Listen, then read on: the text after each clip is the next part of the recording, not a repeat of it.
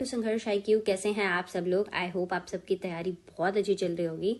आज फिर हम आपके लिए लेके आए हैं पार्ट 4, जो कि है हमारी टॉप 500 पॉलिटी MCQs की सीरीज।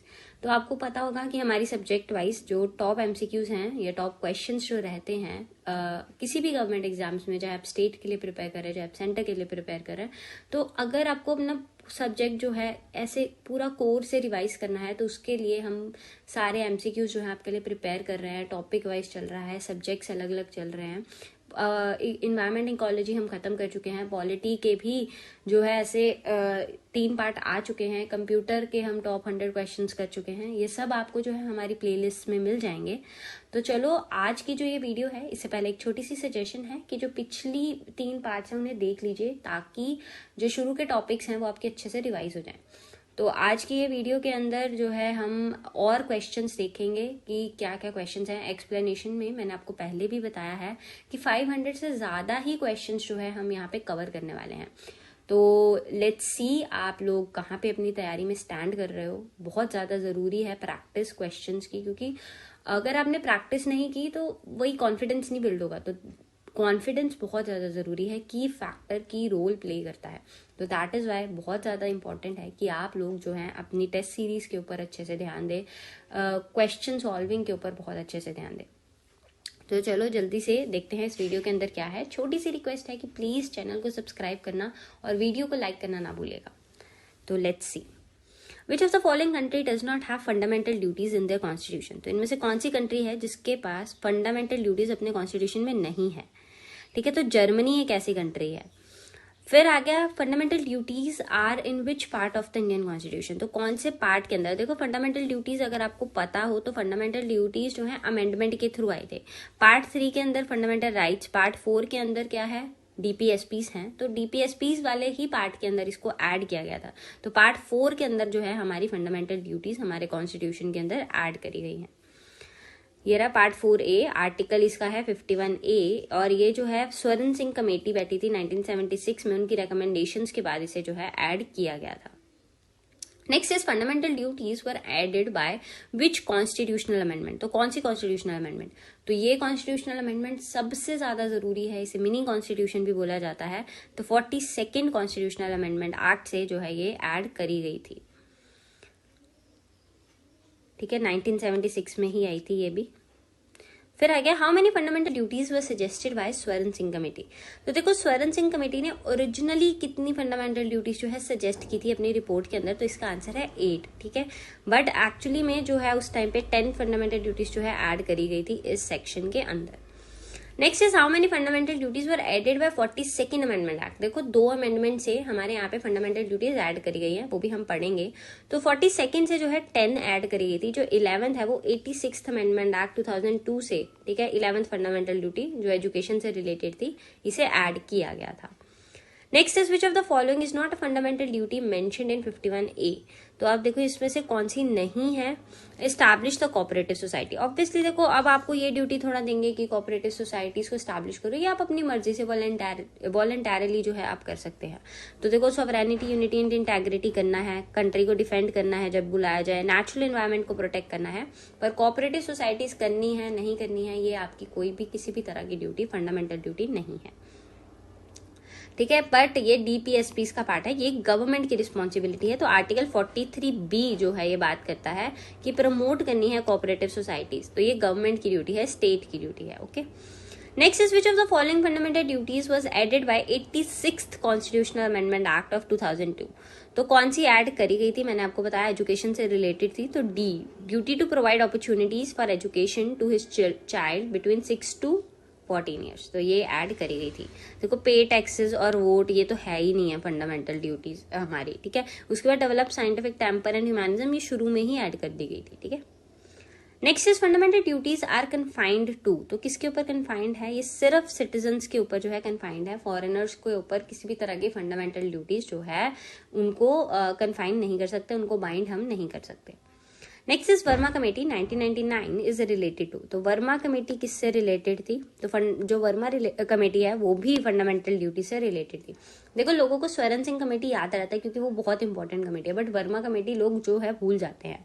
तो आपको याद रखना है वर्मा कमेटी ने भी रेकमेंड किया था कि जो existence of legal provision for some of the fundamental rights, तो उन्होंने कहा कि लीगल प्रोविजन एग्जिस्ट करती भी हैं कुछ फंडामेंटल ड्यूटीज को लेके, और बाकी कुछ और भी जो है इनके ऊपर करना चाहिए। ठीक है, next is consider the following statements regarding fundamental duties. It was added in the constitution in 1967. Sardar Swaran Singh recommended for inclusion of fundamental duties. Originally it had 10 fundamental duties and an 11th was added in 2002. The duty to pay tax is also a fundamental duty. तो देखो first भी हम देख चुके हैं कि 1976 में था। फिर पे टैक्स में आपको बता चुकी हूँ कि ये ड्यूटी है ही नहीं। तो अगर आप 1 और 4, अगर आप 1 भी डिलीट करोगे तो सीधा आप आंसर के ऊपर पहुंच जाओगे।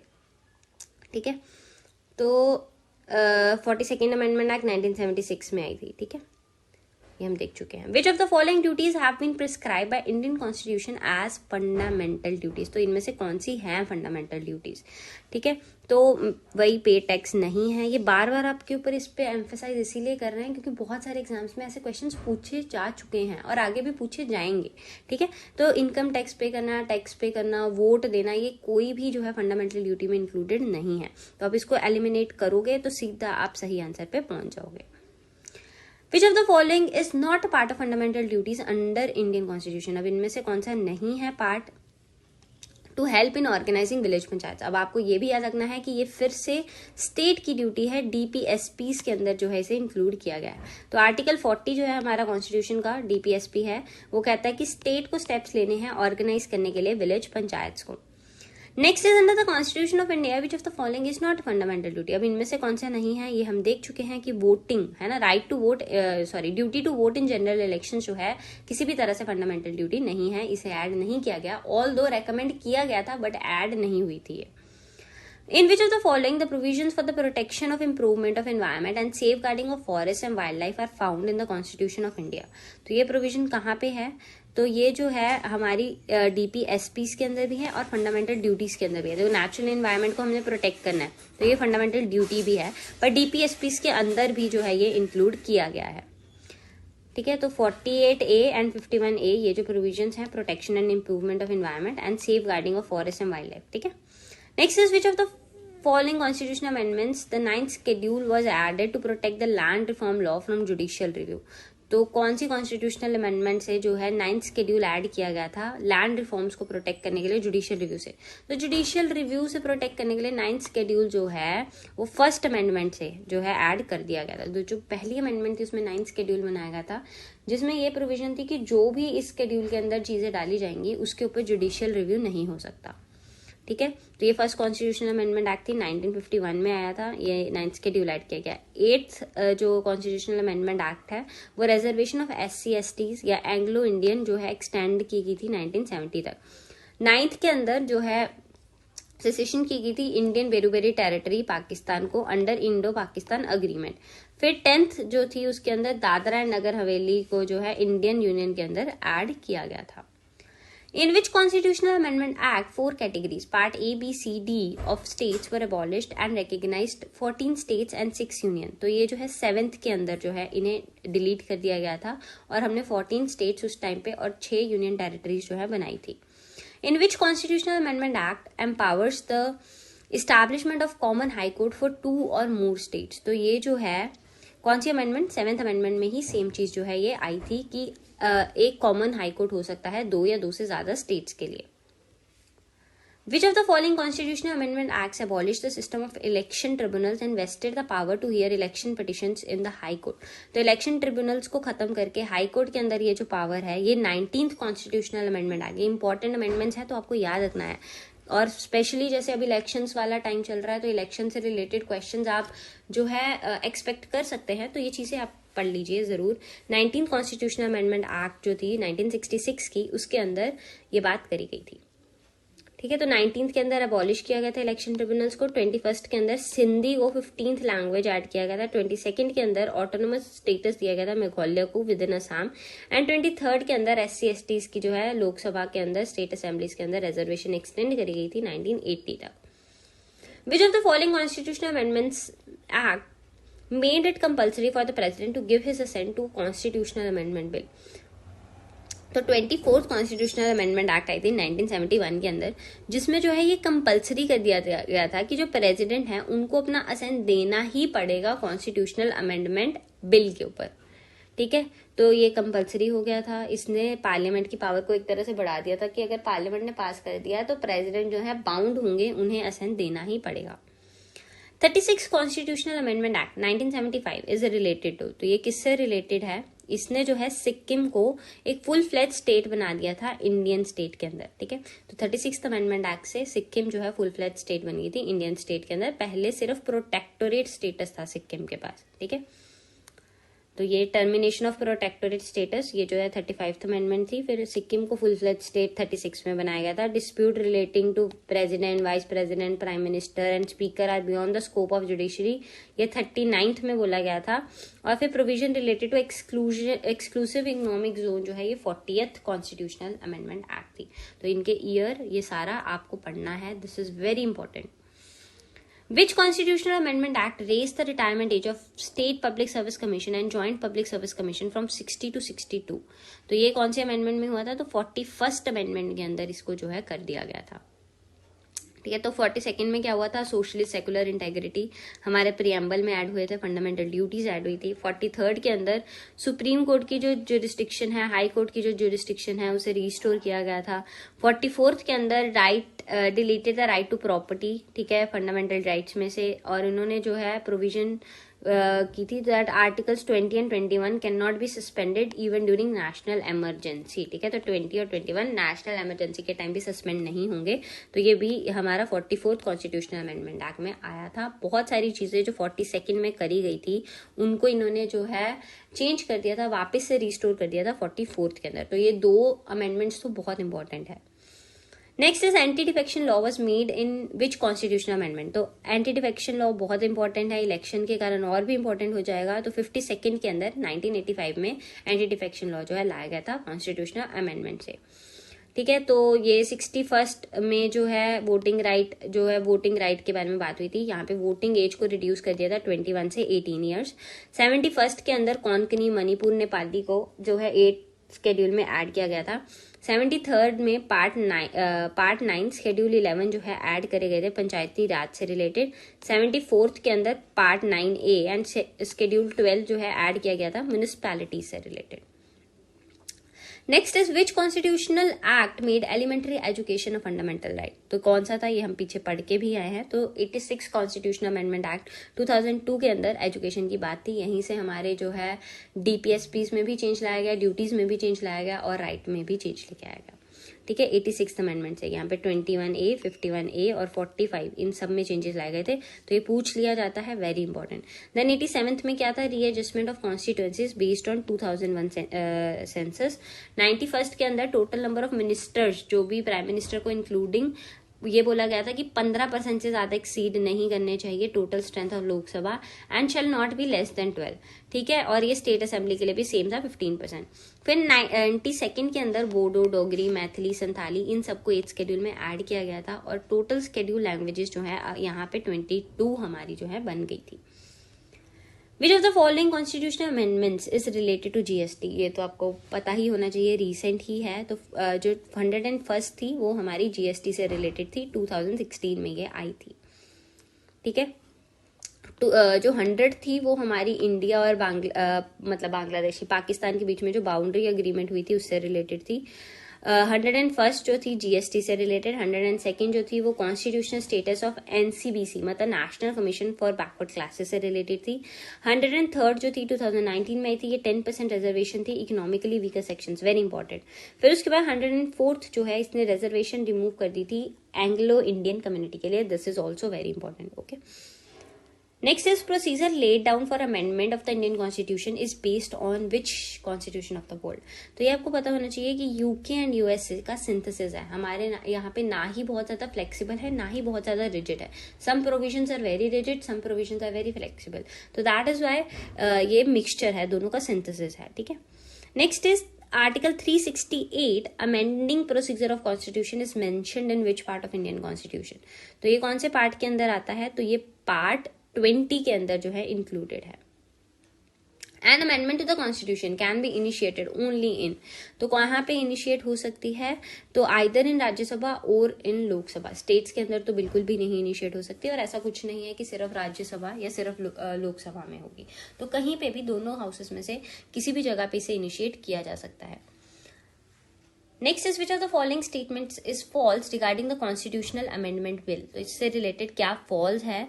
तो देखो पहले देख लो ट्रू क्या है। It can be introduce by a minister. Constitutional amendment bill जो है मिनिस्टर ही इंट्रोड्यूस करते हैं, और ये प्राइवेट मेंबर के द्वारा भी जो है इंट्रोड्यूस किया जा सकता है। ऐसा कुछ नहीं है कि सिर्फ मिनिस्टर, बहुत बार प्राइवेट मेंबर्स ने भी इंट्रोड्यूस करे हैं, ठीक है। फिर introduction of constitutional amendment bill does not require prior permission from the president. नहीं चाहिए, मनी बिल वगैरह के लिए चाहिए होती है, पर अमेंडमेंट कॉन्स्टिट्यूशन में अमेंडमेंट के बिल के लिए नहीं चाहिए। There is a provision for holding a joint sitting. तो जी नहीं, ज्वाइंट सिटिंग नहीं होती है कॉन्स्टिट्यूशनल अमेंडमेंट के केस में। ज्वाइंट सिटिंग की कोई भी प्रोविजन नहीं है डिसएग्रीमेंट के केस के अंदर।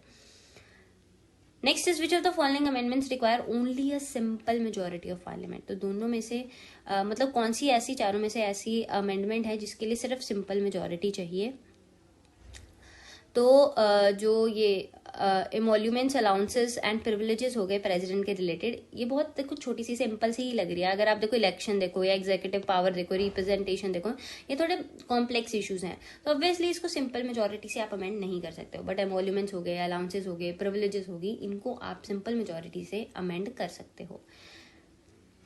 Next is when was the third tier added to the Indian federal system. तो थर्ड टियर हमें पता है ना, हमारे पंचायती राज हो गए और म्यूनिसिपैलिटीज हो गई।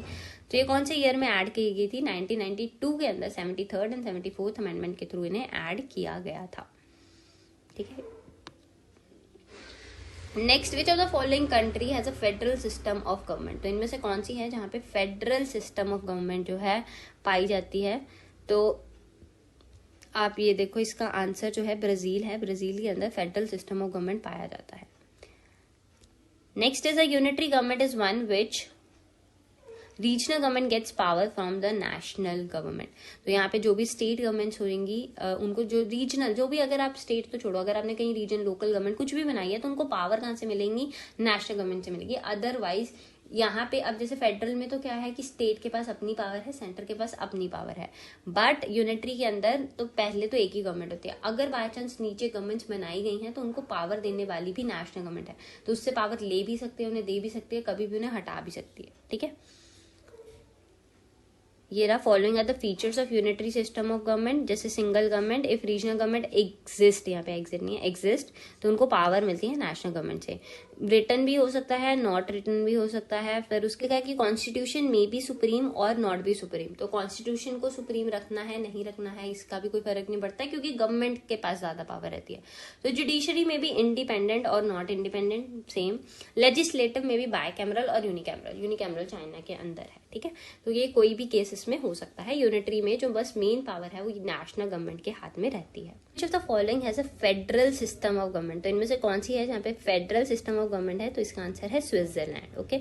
ऐसे क्वेश्चन पूछे जाते हैं, स्पेशली स्टेट एग्जाम्स में तो बहुत पूछे जाते हैं, जहाँ पे आपकी जीके वगैरह टेस्ट होती है, तो इट बिकम्स वेरी इंपॉर्टेंट। इसलिए ये चीजों को आप रट लो अच्छे से। Next is which of the following is not the main feature of federal government. अब इनमें से कौन सा नहीं है फेडरल गवर्नमेंट का मेन फीचर?